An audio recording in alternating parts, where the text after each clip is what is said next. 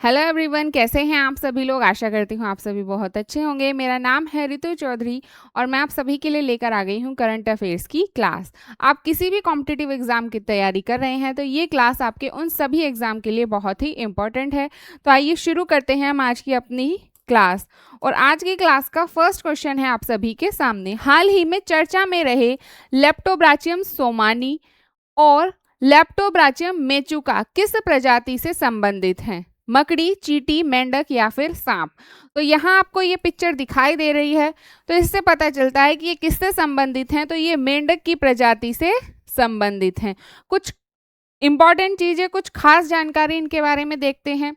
इनका आकार की अगर हम बात करें तो इनका जो आकार है वो 55 मिलीमीटर लंबा इनका आकार है। कहाँ पाए गए हैं? तो ये अरुणाचल प्रदेश की पहाड़ी इलाके में इनकी ये जो दो नई प्रजाति हैं वो पाई गई हैं। अब इनका जो नाम है वो ये सोमानी है और ये है मेचुका। ये नाम क्यों रखे गए हैं? तो इनका जो नाम है वो यहाँ के खोज स्थानों और व्यक्तियों के सम्मान के अकॉर्डिंग इनके जो नाम है वो इन्हें दिए गए हैं। अब ये किसके द्वारा इसकी खोज की गई है? तो ये है हमारे एस.डी. बिजू। कौन है? एस.डी. बिजू, जिन्हें फ्रॉग मैन ऑफ इंडिया के नाम से भी जाना जाता है। किस नाम से जाना जाता है? फ्रॉग मैन ऑफ इंडिया के नाम से भी जाना जाता है कौन ये एस.डी. बिजू? तो ये है आपके भारतीय उभयचर जीव विज्ञानी और वन्य जीव संरक्षणवादी हैं ये, यानी कि Indian amphibian biologist and wildlife conservationist हैं ये। कौन? एस.डी. बिजू। तो इन्हीं के नेतृत्व में इनकी क्या की गई है? खोज की गई है। इनके नाम क्या हैं? सोमानी और मेचुका हैं। ये दो नई प्रजाति हैं। कहाँ पाई गई हैं? अरुणाचल प्रदेश के पहाड़ी इलाकों में इन्हें पाया गया है।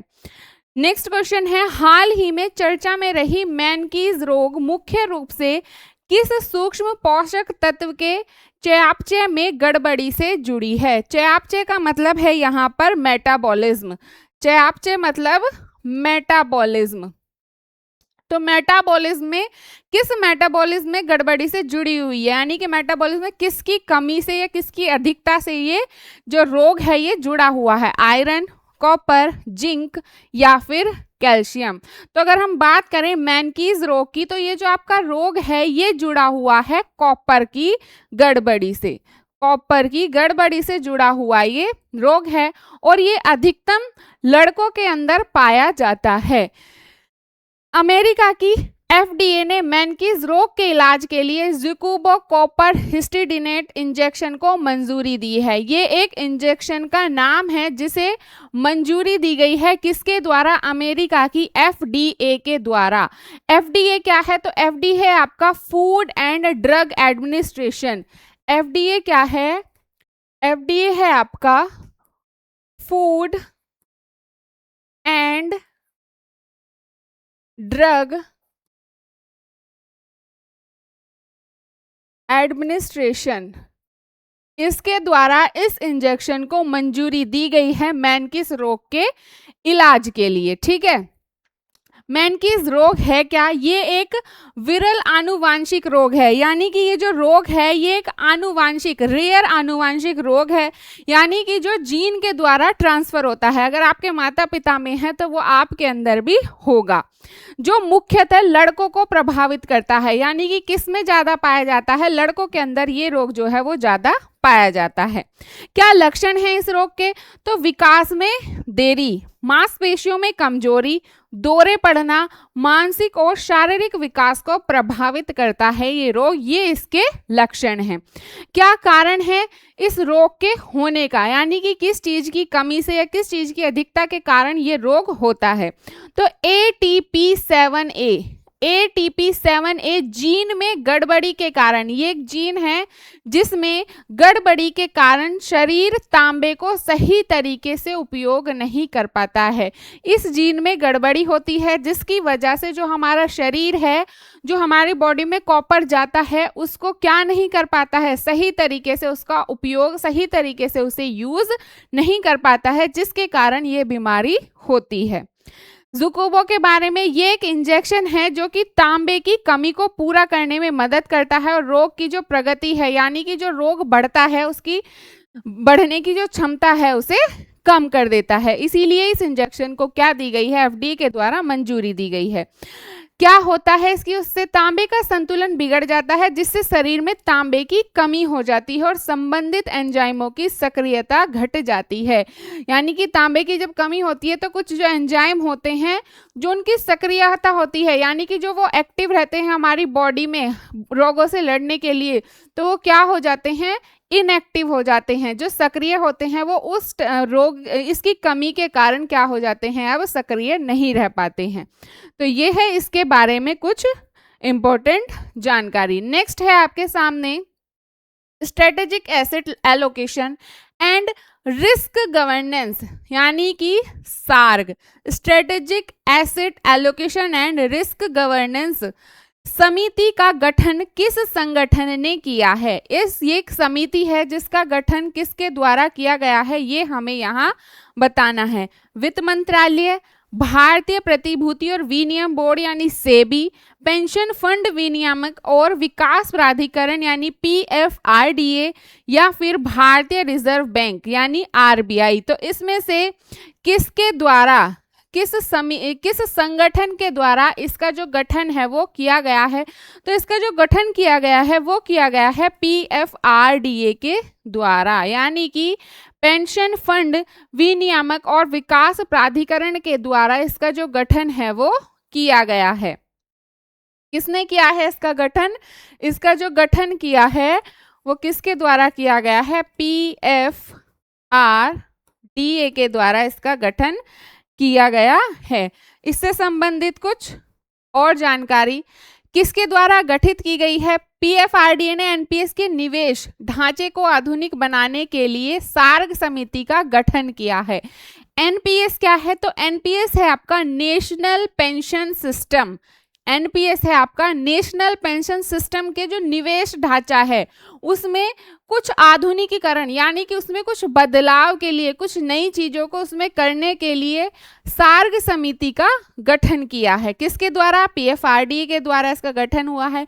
क्या उद्देश्य है इस समिति को बनाने का, इसका गठन करने का क्या उद्देश्य रहा है, तो एनपीएस में बेहतर विविधीकरण, यानी कि जो हमारा नेशनल पेंशन सिस्टम है कुछ उसमें अच्छी, कुछ नई चीजों में, कुछ पुरानी जो चीजें हैं उनमें कुछ बदलाव करके कुछ नया किया जा सके, इसीलिए जो जोखिम प्रबंधन है और निवेश विकल्पों को मजबूत किया जा सके, यानी कि जो इसमें कुछ जोखिम हैं उन्हें कम किया जा सके और जो इसमें निवेश के जो विकल्प हैं उन्हें भी मजबूत किया जा सके, कुछ अच्छे विकल्प यहाँ दिए जा सके। समिति क्या करेगी इसमें, तो जो सरकारी और गैर सरकारी दोनों एनपीएस क्षेत्रों के लिए सुधारों की समीक्षा और सिफारिश यहाँ पर ये जो समिति है वो करने वाली है, चाहे वो सरकारी हो चाहे वो गैर सरकारी, दोनों नेशनल पेंशन सिस्टम जो हैं उनके सुधारों की समीक्षा और सिफारिश यहाँ पर इस समिति के द्वारा यहाँ की जाएगी। अगला सवाल है आपके सामने, ये है आपका खेलो इंडिया विंटर गेम्स 2026 के लद्दाख चरण की ओवरऑल टीम चैंपियनशिप किस राज्य ने जीती है। जो खेलो इंडिया विंटर गेम्स हुए हैं 2026 में वो कहाँ हुए हैं आपके, वो लद्दाख के अंदर हुए हैं। तो इसकी जो ओवरऑल टीम चैंपियनशिप है वो किस राज्य के द्वारा यहाँ जीती गई है, महाराष्ट्र, हरियाणा, तेलंगाना या फिर मध्य प्रदेश। तो इस चैंपियनशिप की अगर हम बात करें तो ये जीती गई है यहाँ पर हरियाणा के द्वारा। किसने इसे हासिल किया है, तो हरियाणा ने इसे यहाँ अपने नाम किया है। कब से कब तक हुए, तो ये 20 जनवरी से 26 जनवरी तक हुए थे। कहाँ हुए हैं, लद्दाख में हुए हैं। हरियाणा बना ओवरऑल टीम चैंपियनशिप, यानी हरियाणा ने यहाँ 4 गोल्ड मेडल अपने नाम किए हैं, 1 सिल्वर और 2 ब्रॉन्ज मेडल यहाँ अपने नाम करते हुए जो हरियाणा है वो ओवरऑल टीम चैंपियनशिप का खिताब अपने नाम किया है। दूसरा स्थान कहाँ है इसका, जो लद्दाख में हुआ है, और तीसरा स्थान जो दूसरे स्थान पर रहा है वो लद्दाख रहा है और जो तीसरे स्थान पर इसमें रहा है वो आपका महाराष्ट्र रहा है। ये कौन सा संस्करण है इसका, तो ये है आपका छठा संस्करण। जो 2026 में हुआ है वो इसका छठा संस्करण है। अगर हम बात करें खेलो इंडिया विंटर गेम्स की तो इसकी शुरुआत कब हुई थी, तो इसकी जो शुरुआत हुई थी वो आपकी 2020 में हुई थी। कब जब इसकी शुरुआत हुई थी तो इसकी जो स्टार्टिंग हुई थी, अगर हम स्टार्टिंग की बात करते हैं तो इसकी जो स्टार्टिंग हुई है वो हुई है 2020 में। कब हुई थी? 2020 में इसकी शुरुआत हुई थी और इसका जो पहला संस्करण था, यानी कि जो पहली बार इसे जो ऑर्गेनाइज किया गया था, जहां इसे इसका आयोजन किया गया था, वो किया गया था आपका JNK यानी कि जम्मू कश्मीर में। जो फर्स्ट टाइम इसका आयोजन किया गया था वो कहाँ किया गया था? JNK आयोजन कहाँ किया गया था? JNK जम्मू कश्मीर के गुलमर्ग में। कहाँ किया गया था? जम्मू कश्मीर के गुलमर्ग में सबसे पहला जो संस्करण था वो इसका यहाँ आयोजित किया गया था। अगला सवाल है आप सभी के सामने, मध्य प्रदेश के किस जिले को सहकारी क्षेत्र में विश्व की सबसे बड़ी अनाज भंडारण योजना के तहत पायलट जिला चुना गया है? जल्दी से बताएंगे इसका आंसर क्या होगा? सीहोर, रीवा, मंडला या फिर बालाघाट? तो अगर हम बात करें इसमें से कौन सा जिला चुना गया है तो वो है आपका बालाघाट। कौन सा है? बालाघाट है। इससे जुड़ी कुछ चीजें, मध्य प्रदेश के बालाघाट जिले को सहकारी क्षेत्र की विश्व की सबसे बड़ी अनाज भंडारण योजना WLGSP के तहत पायलट जिला चुना गया है। पायलट जिला होता क्या है? जल्दी से बताएं।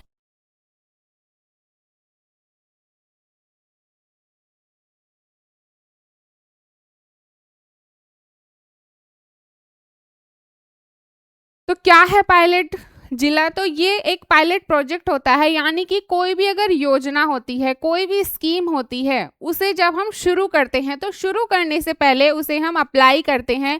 जिस एरिया में उसे अप्लाई करके देखा जाता है उसी जिले उसी जगह को क्या कहते हैं? उसे पायलट प्रोजेक्ट कहते हैं। तो यहाँ किस जगह के कौन सी जगह इसके लिए चुनी गई है? तो कहाँ चुना गया है? बालाघाट चुना गया है। तो ये क्या है? पायलट जिला है। पायलट परियोजना प्राथमिक कृषि साख समिति परसवाड़ा बालाघाट में 500 मीट्रिक टन का गोदाम यहाँ पर बनाया जाएगा। कहाँ? PACS परसवाड़ा बालाघाट। कहाँ है ये? MP में है। तो यहाँ पर 500 मीट्रिक टन का जो गोदाम है वो इसके तहत बनाया जाएगा। सहकारी क्षेत्र की विश्व की सबसे बड़ी अनाज भंडारण योजना है ये। क्या है? सबसे बड़ी अनाज भंडारण योजना है। फुल फॉर्म क्या है WLGSP की? तो world's largest grain storage plan. World's largest grain storage plan, ये इसका पूरा नाम है। इस रोज योजना का क्रियान्वयन कौन करेगा? तो कृषि अवसंरचना निधि और कृषि विपणन अवसंरचना जैसी योजनाओं के समन्वय से इसे लागू किया है, यानी कि इनके सहयोग से इसे लागू यहाँ किया जा रहा है। क्या उद्देश्य हैं? तो कटाई के बाद होने वाले नुकसान को कम करना। किसान जो हैं उन्हें मजबूरी में फसल काटी गई और क्या करना पड़ता था? मजबूरी में उन्हें फसल को कम दामों पर ही बेचना पड़ता था, क्योंकि उन्हें रखने की कोई सुरक्षा नहीं थी, कोई ऐसी जगह नहीं थी जहां उन्हें वो रख सके। तो इसी के चलते इस जो योजना है इसे लाया गया है। कटाई के बाद नुकसान क्या होगा? अब इससे कम होगा। किसानों को मजबूरी में जो अपनी फसल है वो कम दामों में नहीं बेचनी पड़ेगी और साथ ही खाद्य सुरक्षा भी इससे मजबूत होगी। नेक्स्ट है, हाल ही में चर्चा में रहा भाखड़ा डैम। जो भाखड़ा डैम है वो किस नदी पर बना है? तो सबसे पहले हम बात करें भाखड़ा नागल डैम। कुछ बच्चे सोचते हैं ये दोनों एक है, तो लेकिन ये अलग अलग है। भाखड़ा डैम आपका अलग है और नागल डैम आपका अलग है। जो भाखड़ा डैम है वो कहाँ है? वो है आपका सतलुज नदी पर बना हुआ है और कहाँ है? हिमाचल प्रदेश के भाखड़ा में है। बिलासपुर जिले में गांव पड़ता है भाखड़ा, वहां पर ये बांध जो है वो डैम जो है बना हुआ है। और जो आपका नागल डैम है ये है आपका पंजाब के अंदर, जो कि भाखड़ा डैम से 10 से 12 किलोमीटर की दूरी पर ही बना हुआ है। ये दोनों जो डैम है वो अलग अलग हैं। किस नदी पर है ये है आपका सतलुज नदी पर। अब बात करें कि ये चर्चा का विषय क्यों बना है। हाल ही में जो भाखड़ा डैम है ये चर्चा का विषय क्यों बना है? तो ये चर्चा का विषय इसलिए बना है क्योंकि इसकी जो इसकी दीवार है वो इसमें झुकाव देखा गया है। झुकाव देखा गया है, कितना झुकाव देखा गया है? तो इसकी जो दीवारों में झुकाव है वो 1.03 इंच का जो झुकाव है वो सामान्य है, लेकिन इसमें जो झुकाव देखा गया है वो देखा गया है 1.77 इंच का। ये जो झुकाव है ये इसमें की जो दीवार है उसके अंदर देखा गया है, लेकिन ये झुकाव सामान्य नहीं है। इसी के चलते ही भाखड़ा डैम जो है वो चर्चा का विषय बना हुआ है, क्योंकि ये इसकी सुरक्षा से संबंधित विषय है, इसीलिए ये चर्चा में बना हुआ है। भारी मॉनसूनी भूस्खलन के चलते भारतीय भूवैज्ञानिक सर्वेक्षण भाखड़ा डैम के आसपास की जो पहाड़ियां हैं उनका यहाँ अध्ययन करेगा। कहाँ है ये? तो भाखड़ा गांव के पास बिलासपुर जिले में हिमाचल प्रदेश में ये आपका डैम है। कौन सी नदी पर है? सतलुज नदी पर है, और ये एक कंक्रीट ग्रेविटी डैम है, यानी कि कंक्रीट से बना हुआ डैम है। ऊंचाई कितनी है? तो इसकी जो ऊंचाई है वो है इसकी 207.26 मीटर इस डैम की क्या है? ऊंचाई है। विश्व का सबसे ऊंचा ग्रेविटी डैम है और भारत के टिहरी डैम के बाद एशिया का दूसरा सबसे ऊंचा डैम है। अगर हम बात करें टिहरी डैम की, तो जो आपका टिहरी डैम है वो किस नदी पर बना हुआ है? तो ये बना हुआ है आपका भागीरथी नदी के ऊपर। जो आपका टिहरी डैम है ये किस रिवर पर बना हुआ है? तो ये बना हुआ है भागीरथी नदी पर। कौन सी नदी पर? भागीरथी नदी पर बना हुआ है। कहाँ है? तो ये है आपका उत्तराखंड में। कहाँ है ये? उत्तराखंड में है। इसकी ऊंचाई की बात करें तो इसकी जो ऊंचाई है वो 260.5 है, यानी कि 261 मीटर ऊंचाई ये डैम है। अगला सवाल है आपके सामने, 30 kilowatt wide band gap WBG आधारित एकीकृत डिवाइस सिस्टम किस मंत्रालय के द्वारा लॉन्च किया गया है? 30 किलोवाट वाइड बैंड गैप यानी WBG इंटीग्रेटेड ड्राइव सिस्टम किस मंत्रालय ने इसे लॉन्च किया है? किस मिनिस्ट्री के द्वारा इसे लॉन्च किया गया है?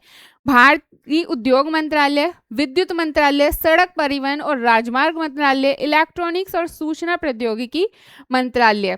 तो अगर हम बात करें इसके लॉन्च करने की, तो ये जो लॉन्च किया गया है वो लॉन्च किया गया है इलेक्ट्रॉनिक्स और सूचना प्रौद्योगिकी मंत्रालय के द्वारा।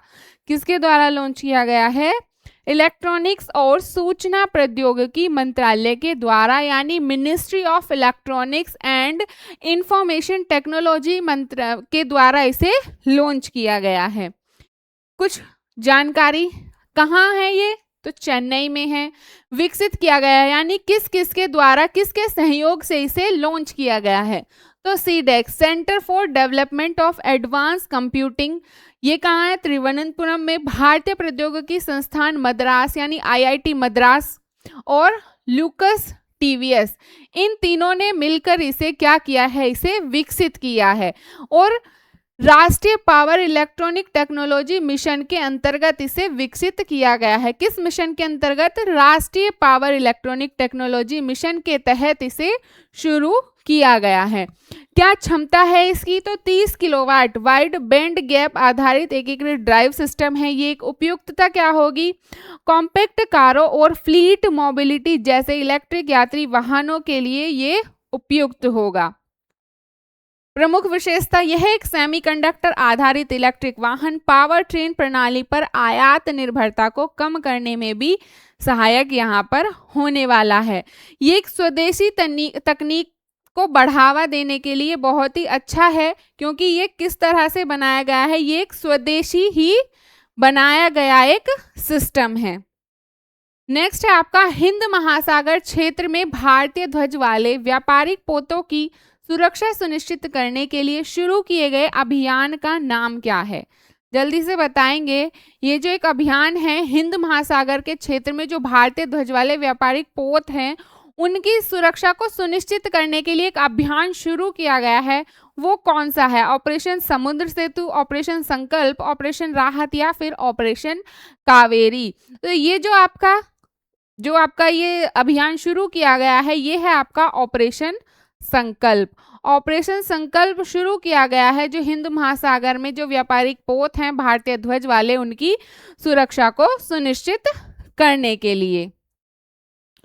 ऑपरेशन संकल्प के अंतर्गत भारतीय नौसेना के जो जहाज हैं वो पहले से ही इस क्षेत्र में तैनात किए गए हैं। कहाँ तैनात हैं? तो अदन की खाड़ी और ओमान की खाड़ी में ये तैनात है। तैनात युद्धपोत कौन कौन से हैं?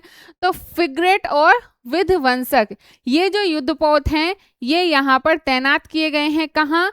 अदन की खाड़ी और ओमान की खाड़ी में इन्हें तैनात यहाँ किया गया है। स्थिति के और बिगड़ने की स्थिति में संभावित मानवीय सहायता एवं आपदा राहत अभियानों के लिए ये तैयार हैं। क्या है ये ऑपरेशन संकल्प? तो भारतीय नौसेना द्वारा शुरू की गई एक समुद्री सुरक्षा पहल है। क्या उद्देश्य है? भारतीय ध्वज वाले व्यापारिक पोतों की सुरक्षा को सुनिश्चित करेगा और जो हिंद महासागर क्षेत्र यानी IOR में स्थिरता बनाए रखेगा। नेक्स्ट है आपके सामने India artificial intelligence impact summit 2026 का आयोजन किस शहर में हुआ है? चेन्नई, मुंबई, बेंगलुरु या फिर नई दिल्ली? जल्दी से बताएंगे। जो आपका India artificial intelligent impact summit है 2026, ये कहाँ पर हुआ है? तो ये हुआ है आपका नई दिल्ली में। कहाँ हुआ है ये समिट? नई दिल्ली में ये हुआ है, आयोजन इसका हुआ है। 100 से भी अधिक देशों को यहाँ पर आमंत्रित किया गया था और 2 लाख से ज्यादा जो प्रतिभागी हैं उन्होंने इसमें ऑनलाइन अपना रजिस्ट्रेशन कराया है, ऑनलाइन अपना पंजीकरण दर्ज कराया है। 2 लाख से भी ज्यादा इन देशों को के नेता होंगे इसमें शामिल। कौन कौन से देश हैं जो शामिल होंगे इसमें? फ्रांस, ब्राजील, स्पेन, ये ब्राजील है, Switzerland, Netherland, UAE, Mauritius, Sri Lanka, Seychelles, Bhutan और अन्य भी कुछ देश हैं जो इसमें यहाँ शामिल होने वाले हैं। और अगर हम इस समिट की बात करें, ये 3 सूत्रों पर आधारित एक समिट है। कौन कौन से इसके 3 सूत्र हैं, ये इसकी इंपॉर्टेंट बात है। पीपल, प्लेनेट एंड प्रोग्रेस, इन 3 सूत्रों पर ये आपका जो समिट है वो आधारित है। पीपल यानी समावेशी समाज और कौशल विकास से संबंधित, प्लेनेट यानी सतत विकास और पर्यावरण संरक्षण, और प्रोग्रेस की बात करें तो नवाचार यानी कि कुछ इनोवेशन, प्रौद्योगिकी और समृद्धि। इन तीनों सूत्रों पर ये आपका जो समिट है वो आधारित है। ये इसमें सबसे इम्पोर्टेंट है। 20 देशों के नेता यहाँ शामिल हो रहे हैं।